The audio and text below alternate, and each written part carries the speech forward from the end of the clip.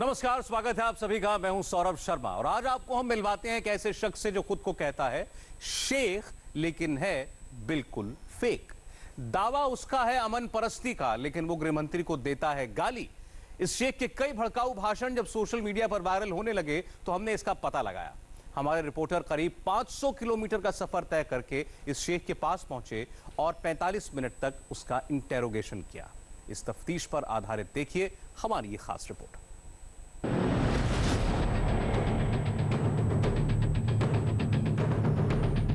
भारत के दुश्मनों का तरफदार तू ही है। भारत के दुश्मनों का तरफदार तू ही है। सच पूछ तो फांसी का हकदार भी तू ही है।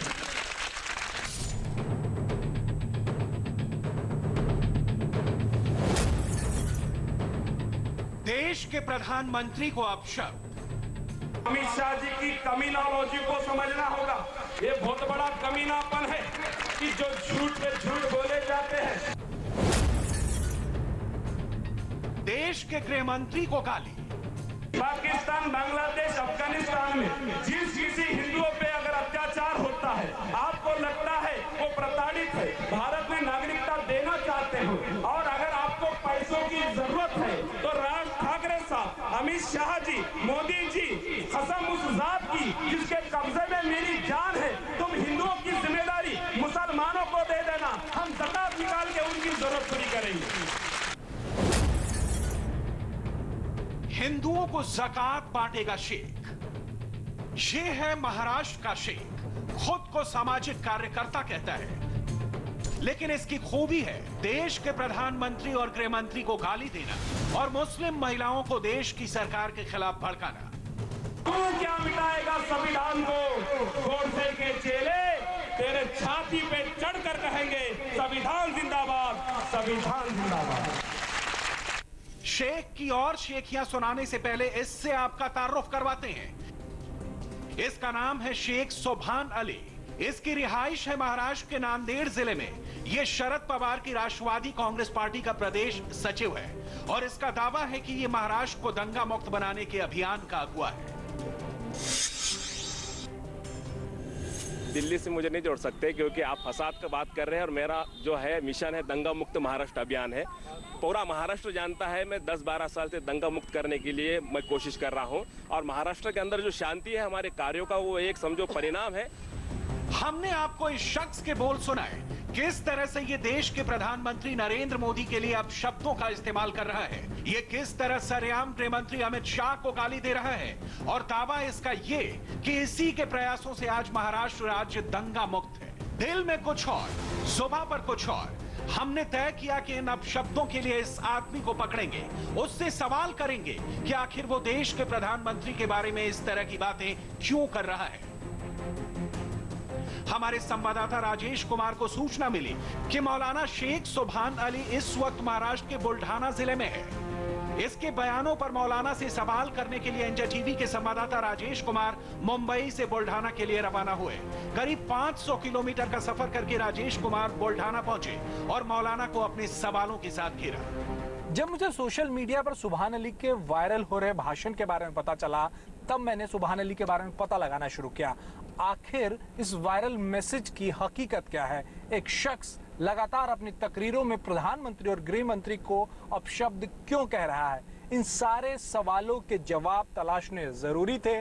तभी मुझे अपने सोर्सेज से पता चला कि सुभान अली मुंबई से तकरीबन 5.5 किलोमीटर दूर महाराष्ट्र के बुल्ढाना जिले में मौजूद है।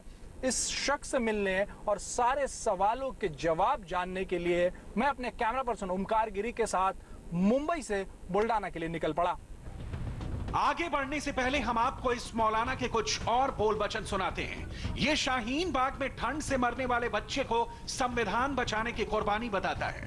दिल्ली के शाहीन बाग में नाजिया नाम की हमारी बहन पिछले 1 महीने से अपने 4 महीने के बच्चे को उस आंदोलन में लेकर जा रही थी। पिछले हफ्ते में उस नाजिया बहन के 4 महीने के लड़के का इंतकाल हो गया। 4 महीने का बच्चा बाबा साहब अम्बेडकर के संविधान के सुरक्षा के लिए शहीद हो गया। किसी पे अगर इल्जाम हो तो उसका पक्ष जानना पत्रकारिता का सबसे अहम उसूल है। इसीलिए हम मुंबई से बुल्डाना के रास्ते में हैं। शेख सुभान अली जो खुद को सामाजिक कार्यकर्ता बताता है, मुस्लिम समाज को जागरूक करने का दावा करता है, लेकिन इसकी तकरीरों में अब शब्दों का ये घालमेल आपको अक्सर देखने को मिलेगा। हमें इसके कई और वीडियोस मिले जिसमें ये सीएए, एनआरसी और यहां तक कि सुप्रीम कोर्ट के जजों के बारे में अनाप शनाप दावे कर रहा था। अब जरूरी हो गया था कि इस व्यक्ति से इन तकरीरों के बारे में जवाब तलब करें। शेख सुभान अली की यह तकरीर 18 फरवरी 2020 की है, जब वो नांदेड़ में सीएए के खिलाफ धरना दे रही मुस्लिम महिलाओं को संबोधित करने पहुंचा था। इसने पाकिस्तान के हवाले से पीएम नरेंद्र मोदी के खिलाफ जो बयान दिया, पहले आप उसे पूरा सुनिए। मोदी जी का सामना पाकिस्तान से हुआ, मोदी जी पाकिस्तान की बिरयानी खाते आ गए। भारत के दुश्मनों का तरफदार तू ही है, भारत के दुश्मनों का तरफदार तू ही है, सच पूछ तो फांसी का हकदार भी तू ही है। पाकिस्तान से मेरा रिश्ता जोड़ने वाले तारीख उठा के देख ले, गद्दार तू ही है, गद्दार तू ही है। अब हमारे संवाददाता राजेश कुमार शेख सुभान अली से उसके बयानों पर जवाब तलब करने बुल्ढाना पहुंच चुके थे। उन्होंने शेख से सीधा सवाल किया। आपने ये भी कहा कि जब देश की बात आती है तो मुसलमान आगे होता है, जब देश पाकिस्तान से लड़ने की बात आती है बिल्कुल तो मोदी जी वहाँ जाते हैं, बिरयानी खाते हैं वो, और उसके बाद आपने कहा कि आप गद्दार हैं, प्रधानमंत्री के लिए आप कह रहे असल में है हैं और उन्हें फांसी पे लटका देना चाहिए। प्रधानमंत्री के लिए, गृह मंत्री के लिए ऐसे अल्फाज इस्तेमाल किए जा सकते। असल में मेरा वो शेर आपने अगर देखा है तो मैंने किसी का नाम नहीं लिया है। मैंने ये कहा है कि जो पाकिस्तान से प्रेम रखता है, पाकिस्तान के साथ व्यवहार करता है, उसके लिए सहानुभूति रखता है, जो देश का बात तो उसके पहले तो प्रधानमंत्री की बात कर रहे थे ना। उसके में क्या है, अगर समझो उनकी हरकत ऐसी किसी की भी है, मेरी है, आपकी है, पाकिस्तान से आपको सहानुभूति, आप उससे व्यवहार करते हैं और आप अगर समझो देश के हित में फैसला नहीं करते हैं तो सीधी सी बात है आपको तो देश का गद्दार मानना ही पड़ेगा ना। शेख सुभान अली ये मानने को ही तैयार नहीं था कि उसने किसी को अपशब्द कहे हैं। मेरे सीधे सवाल पर उसने जवाबों की जलेबियां बनानी शुरू कर दी। असल में उसके पास पीएम को कहे गए अपशब्दों के बचाव में कुछ कहने को था ही नहीं। अब आपको सुनवाते हैं कि किस तरह सुभान अली ने मंच से सरेआम गृह मंत्री अमित शाह को अपशब्द कहे। अमित शाह जी कहते हैं क्रोनोलॉजी को समझो, लेकिन हमको अमित शाह जी की कमीनोलॉजी को समझना होगा। ये बहुत बड़ा कमीनापन है कि जो झूठ पे झूठ बोले जाते हैं। जब इंडिया टीवी संवाददाता राजेश कुमार ने सुभान अली को इन अपशब्दों को लेकर घेरा तो सुनिए उसका जवाब क्या था।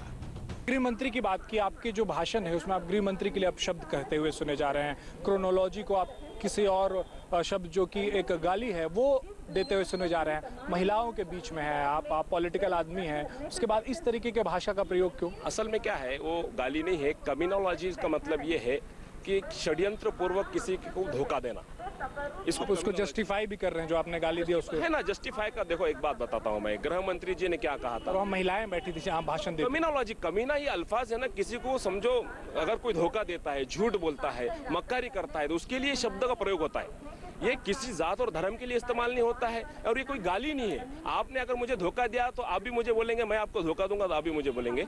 लेकिन कम्युनोलॉजी का मतलब ये है, क्रोनोलॉजी अलग है। कम्युनोलॉजी का मतलब ये है कि अमित शाह जी संसद में कहते हैं कि पाकिस्तान में हिंदुओं पे अत्याचार होता है।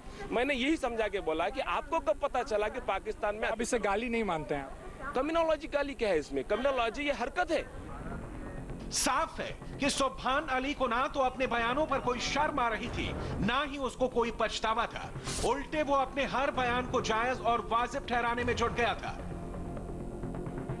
यहां तक कि शाहीन बाग में 4 महीने के बच्चे की मौत को कुर्बानी बताने पर भी उसे कोई अफसोस नहीं था। यही नहीं, उसके निशाने पर एमएनएस के चीफ राज ठाकरे भी थे। सुनिए उसका बयान।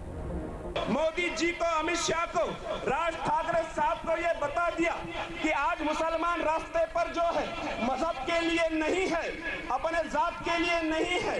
मुसलमान जो रास्ते पर है वो संविधान के लिए है। जो इल्जाम लगाते हैं कि मुसलमान मुसलमानों को तकलीफ होने वाली है, इसलिए मुसलमान रास्ते पर है। मोहम्मद जहान ने सबको बता दिया कि मुसलमान अपने जात धर्म के लिए रास्ते पर नहीं आया। 4 महीने के बच्चे की मौत हो गई, उससे जस्टिफाई आप कर रहे हैं। आप लोगों को बार बार ये एग्जाम्पल देते हैं और कहते हैं कि बच्चा जो है उसकी मौत हो गई, बच्चा कुर्बान हो गया, बच्चा ये सोच के गया कि 1 महीने उसने देश के लिए दे दिया। 4 महीने के बच्चे को क्या इल्म कि उसको कहाँ ले जाया जा रहा है? देखिए, ये 4 महीने का बच्चा जो है उसके माता जी के माते था और उसके माता ने संविधान की सुरक्षा के लिए अपने बच्चे को खुद उस आंदोलन में शरीक किया और इसी के चलते 1 महीने के मुसलसल उस आंदोलन में शरीक होने के बाद उस बच्चे को बीमारी की वजह से उसका देहांत हो गया। मैं ये पूछना चाहता हूँ, वो गरीब जो बहन है बाबा साहब अम्बेडकर की, जो बेटी है, माँ रमाई की बेटी है, उस आंदोलन में क्यों जा रही थी? वो इसीलिए जा रही थी कि उसके नागरिक अधिकार जो है, संविधान जो उसके पिताजी ने, उसके पूर्वजों ने, बाबा साहब ने दिया था, वो संविधान पे हमला होने जा रहा था। शेख सुभान अली हमारे किसी भी सवाल का सीधा जवाब नहीं दे रहा था। यहाँ तक कि एनआरसी के विरोध को लेकर जब हमने उसे घेरा तब भी उसका वही जवाब था कि हमें सरकार पर भरोसा नहीं। उल्टे वो दिल्ली हाईकोर्ट के जज के ट्रांसफर को लेकर गलत बयानी करने लगा। आप परसों कपिल मिश्रा के खिलाफ जिन्होंने कार्रवाई के आदेश दिए थे, उसको रातों रात बदल दिया आपने। तो पहले ही ट्रांसफर हो गया था उनका, एक गलत जानकारी आप लोगों को दे ट्रांसफर हो गया और कोलिजियम के जरिए ट्रांसफर होता है, सरकार का उससे क्या लेना देना? एक बताइए कि अगर उनका ट्रांसफर पहले हो चुका था तो उनके आदेश के बाद ही क्यों किया गया? उसी रात में इतनी इमरजेंसी क्या थी? कोलिजियम के जरिए ट्रांसफर होता है और उनकी उनसे पूछा जाता है, जब वो हामी भरते हैं तभी होता है। इसमें सरकार का क्या लेना देना? मैं ये बताना चाहता हूँ, उन्होंने जाते वक्त भी ये कहा है कि अगर तुम सच का साथ दोगे तो लोकतंत्र बचेगा। ये जाते हुए कल का स्टेटमेंट है वो। सुभान अली शेख जैसे लोग असल में जनता के बीच भ्रम फैलाकर उन्हें सरकार के खिलाफ भड़का रहे हैं। सही बात सीधे तरीके से करने के बजाय उसे घुमा फिरा कर पेश करते हैं ताकि सियासी मकसद साधा जा सके। सुभान अली खुद एक सियासतदान है जो झूठ को सच बताता फिर रहा है, आधी अधूरी जानकारी देकर लोगों को गुमराह कर रहा है। हम उम्मीद करते हैं कि ऐसे फरेब का खेल खेलने वालों के खिलाफ कार्रवाई होगी। कैमरामैन ओमकार गिरी के साथ राजेश कुमार, इंडिया टीवी, बुल्ढाना।